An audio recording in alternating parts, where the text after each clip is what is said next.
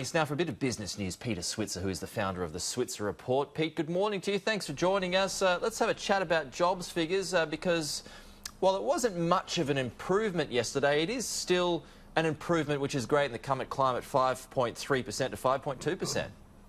Yeah, I think, Pete, the really big positive was the actual employment, close to, what, 49? Yeah. So 40,000 jobs. And what I found quite staggering, Pete, was that over the year we've created 255,000 jobs, and 63% of them have been for females. So we're living through what I would say is a really unusual period for the economy.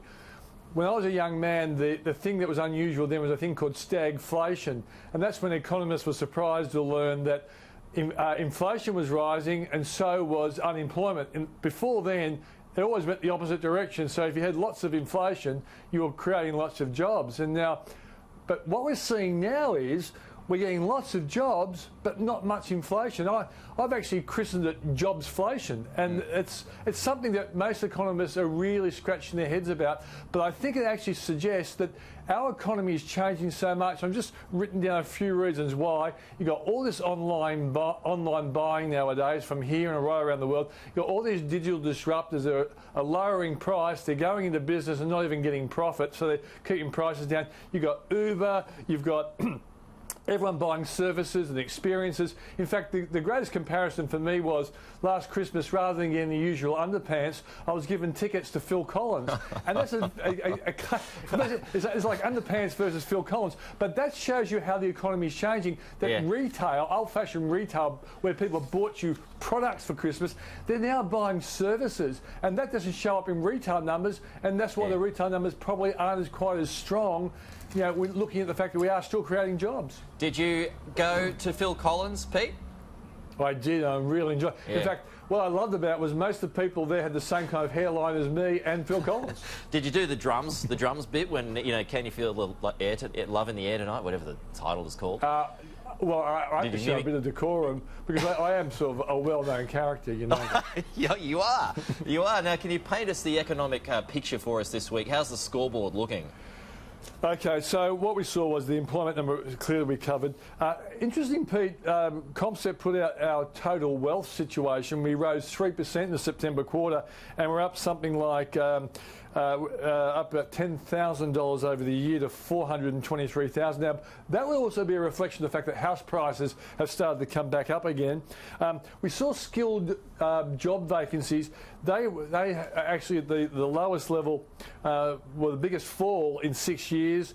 And we also saw consumer confidence at the pre-Christmas level. It's the lowest level since 2008. Of course, that's the GFC. So we've got a real mixed bag on the economy. The jobs looking really good. Consumer confidence not great. Skilled vacancies not great. But still, it is a really unusual economy we're working in. Well, what are the economic lessons of 2019, Pete? I mean, there has been so many big economic stories. I mean, just recently we had the dramas with Westpac and all the banks for that matter. So what do we take from this year?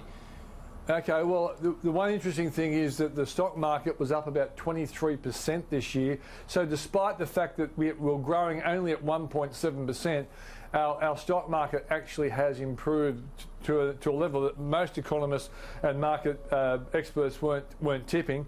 I think also the surprise election result, where Scott Morrison got up on May 18, most of us thought that there'd be a significant rebound, particularly when you throw in the 3 interest rate cuts and the tax cuts. And we're seeing that the Australian consumer and business is not responding the way they used to in the old days. So there's a fair degree of uncertainty out there, and we need a circuit breaker. And I think the trade deal has been a big black cloud over a lot of confidence. And I'm hoping that, you know, the fact that we have got into phase 1 of the Trump trade deal, that we actually will see some improved confidence. And I think the UK election also reduces the fears around Brexit. I'm hoping 2020 will be better as a consequence of that. More certainty replacing uncertainty. Okay, Pete, it's Christmas time. Wondering if you've got some stock tips for our good viewers out there to watch out for in 2020? Yeah, you think stock tips are just like going to the races and tipping a horse? Yeah, well, mate, I've got my paper and my pen ready, man. I'm going to be copying this down. I knew you'd ask me something. Look, a couple of interesting. I think Woodside and Santos will do pretty well because I think OPEC is controlling the oil prices. Yeah. Look, A2 is a great company, but I would buy that if there's a stock market dip because it's gone up in recent times. But A2 Milk is a great company. Look, if you just want to buy the index, and I think the index will probably go up about 10% next year, you can buy IOZ, that's from iShares, and you just get the top 200 companies in Australia. That's not a bad play for someone who what was that? IOZ?